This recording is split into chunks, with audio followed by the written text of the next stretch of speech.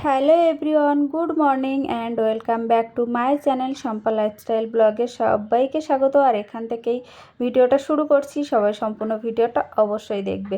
তো সবাইকে আমার শুভকামনা এবং ভালোবাসা রইল। শুভ নববর্ষ, যেহেতু বৈশাখ মাসের এই 2-4 দিন হলো আর কি। সবাই এই বছরটা কেন সারা জীবন সবাই ভালো থাকো, সুস্থ থাকো, সাবধানে থাকো, এটাই বলবো। আর সকালবেলা দেখো আমি আমার কাজ শুরু করে দিয়েছি। আর আজকে হচ্ছে একটু ছেলে মেয়ে ছুটির দিন আছে, তো ওই জন্য আজকে অতটা চাপ নেই, যেহেতু ছেলেও স্কুলে যাবে না, মেয়েও স্কুলে যাবে না। আর আমি ঘুম থেকে উঠেছিও একটু লেটে আজকে। আর এখন তো সকালের টাইমটা ওয়েদার ভালো থাকলেও দুপুরের টাইম থেকে ওয়েদারটা এত সুন্দর রোমান্টিক হয়ে যাচ্ছে, কি বলবো। রোমান্টিক রোমান্টিক মানে ওয়েদার। আর তোমাদের দাদা গেছে বাড়িতে, সেখানেও খুব প্রচুর ঝড় বৃষ্টি হচ্ছে। আর আমাদের ঝড় বৃষ্টি হলে না একটু টেনশান হয়, যেহেতু নদী বাঁধের নিয়ে টেনশান। গোসাবা এলাকায় বাড়ি মানে বুঝতে পারছো যে সুন্দরবন ট্যুরে যারা যায় তারা জানে যে ওদিককার রাস্তাগুলো কেমন। তো আমাদের সেই টেনশানটাই বেশি হয় নদী বাঁধের। তো কালকের দিকে প্রচুর ঝড় হয়েছে আমাদের এখানেও, দমদমের এখানেও তো প্রচুর ঝড় বৃষ্টি হচ্ছে, রোজ রোজ ঝড় বৃষ্টি ভালোই হচ্ছে। আজকেরও মেঘলা করে আছে, তো একদিক থেকে মেঘলা থাকছে, একদিক থেকে রোদ উঠছে। তো তোমাদেরকে আমি দেখাচ্ছি একটু বাদে, আমি আগে কাজগুলো করে নিই। কোন সাইডটা মেঘলা করছে, মানে নিউ টাউনের সাইডটা একটু বেশি মেঘলা করছে, সব সময় যেন মেঘলা হয়েই আছে ওই সাইডে। তো সবাই সম্পূর্ণ ভিডিওটা অবশ্যই দেখবে আর ছোট্ট একটা কমেন্ট করে যাবে, ঠিক আছে। তারপরে বন্ধুরা এই যে দেখো আমি রান্না বসিয়ে দিয়েছি অলরেডি, আর একটু ভাজা করব, আর একটা কি করি দেখি। কারণ সব থেকে এখন বেশি অসুবিধা হচ্ছে, যেহেতু আমার ফ্রিজ নেই। এবার ফ্রিজ মোটামুটি না নিলে আর হবে না, কারণ খুব অসুবিধা হচ্ছে, এত অসুবিধা হচ্ছে ধারণা করার বাইরে। একটু মাছ এনে রাখতে পারছি না, একটু কিছু সবজি বেশি করে এনে রাখতে পারছি না। সব সময় বাজারে যাওয়া তো সম্ভব নয়, তাই না। এই স্কুলে দিয়ে আসলাম, দিয়ে এসে তাড়াতাড়ি যে একটু রান্না করে নেব সেটাও করতে পারছি না, খুব সমস্যা হচ্ছে। গড়িয়াতে যেমন যখন থাকতাম তখন ছেলেকে স্কুলে দিয়ে আসার সাথে সাথে আমি একবারে বাজার করে নিয়ে আসতাম। আর আমার এখানে না একটু বাজারটা দূরে, ওই জন্য সব সময় যাওয়াটা সম্ভব হচ্ছে না। তার মধ্যে আমার ছেলে এসে দেখো আমার সঙ্গে একটু আদর হচ্ছে, মানে একটু আদর করো আমাকে, একটু কোলে নাও। আমি বলছি আমি তোকে কোলে নিতে পারি বল। তো লাস্টে আমি আবার ভাবলাম যে ওকে একটু গ্লুকন্ডির জল দিই, ওকেও দেবো মেয়েকেও দেবো, কারণ ওনাদের তো সব বানিয়ে গালে তুলে খাওয়াতে হবে, তারপরে খাবে। তো এই সময়টা গ্লুকন্ডির জলটা একটু দিনে একবার হলেও দেওয়া উচিত। তো চলো আমি রান্নাটা করে নিই, তারপরে আবার আসছি, ঠিক আছে, চলো। তারপরে বন্ধুরা দেখো একটু ছোলা মুড়ি তারপরে পেঁয়াজ শসা দিয়ে মেখে নিয়েছি, আর একটু কফি নিয়েছি। আর তোমরা শুনতে পারছো যে আমার সাইডে ফ্ল্যাটে কাজ হচ্ছে, ওই জন্য প্রচুর আওয়াজ হচ্ছে, হাতুড়ির আওয়াজ। তো একটু ম্যানেজ করে নিও, কিছু করার নেই, কি করব আমি। আর এই সময়টা আমি যখনই সময় পাই তখনই আমি ভিডিও এডিটিং করি, কারণ কখন আবার কোথায় ছুটতে হবে তার ঠিক নেই। আর দিনের দিন ভিডিও পোস্ট না করলে প্রচুর সমস্যা হয়। তারপরে দেখো এদিকে আমি তো ব্যালকনিতে বসে গেছি, আর মেঘটা পরপর মানে চারিদিকে ঘুরছে শুধু, তো তোমাদেরকে আমি দেখাচ্ছি। আর মেঘলা যখন করে ব্যালকনি থেকে ছাদ থেকে দেখতে এত সুন্দর লাগে, কি বলবো। তো লাস্টে আমাদের এরকম করতে করতে সন্ধ্যের দিকেই ঝড়টা হাওয়াটা ওঠে বেশি। তো এই যে দেখো মেঘলা করে আছে, আর এই সাইডটা হচ্ছে নিউ টাউনের সাইড, ওই সাইডটা সবসময় প্রায় অন্ধকার থাকে, মেঘলা করে থাকে।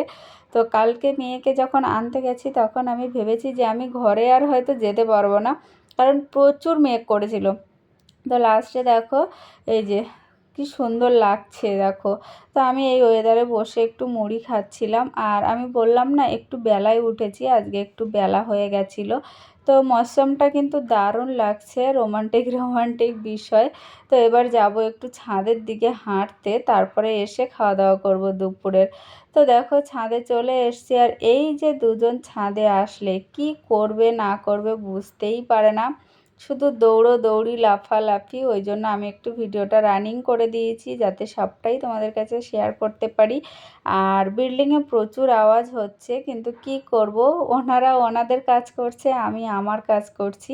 তো এই যে দেখো এই দুটোর অবস্থা দেখার, এই যে আমার একটা ছোট মেয়ে, ইনি সব সময় আমি বলি আমার পুচকি মেয়ে, ছোট মেয়ে, মানে মেয়ে হতে হতে ছেলে হয়ে চলে এসছে। তো ওর দিদি ওকে কপালে টুকু দিয়ে দিয়েছে, আমরা টুকু বলি, চাঁদ মামার টিপ বলি। তো ও কপালে দিয়ে দিয়েছে, আর ও মাঝে মাঝে রেগে যায়। আর ওইদিকে দেখো প্লেন যাচ্ছে, কারণ এয়ারপোর্টটা কাছে তো ওই জন্য। তো ছাদে বেশ ভালোই লাগে, একটু ঘুরতে একটু হাওয়া লাগে, ওই জন্য খুব বেশ ভালোই লাগে। তো যাই হোক, এবার নিচে যাব, নিচে খাওয়া দাওয়া করব, করে তারপরে আর কাজ, কারণ অনেকটা লেট হয়ে গেছে। ওই জন্য খাওয়া দাওয়াটা আগে সেরে নিতে হবে। আর কখন আবার হাওয়া উঠবে, কখন বৃষ্টি হবে তার ঠিক নেই। আর ওয়েদারটা ভালোই ঠান্ডা ঠান্ডা আছে, অতটা গরমও নেই। আর ওদিকে দেখো ট্রেনও চলে এসছে, আর মেট্রোটা যে কবে চালু হবে জানি না। তো কাজ চলে, মাঝে মাঝে কাজ চলে। আর আমাদের ছেলে মেয়ে দেখো কি করছে, দেখো আমি বলি ছাদে অত দৌড়োদৌড়ি করতে নেই বাবা, কিন্তু না, ওই দৌড়োদৌড়ি লাফালাফি দুটো মারামারি এরকম করবে, কোনোটাই কেউ সহ্য করবে না। তো চলো এখন রাখছি, আবার একটু বাদে আসছি, যেহেতু এদের দুজনকেও খাওয়াতে হবে, আমি একটু খাবো, যে খুব খিদে পেয়ে গেছে, একটুখানি মুড়ি ছোলা খেয়েছিলাম।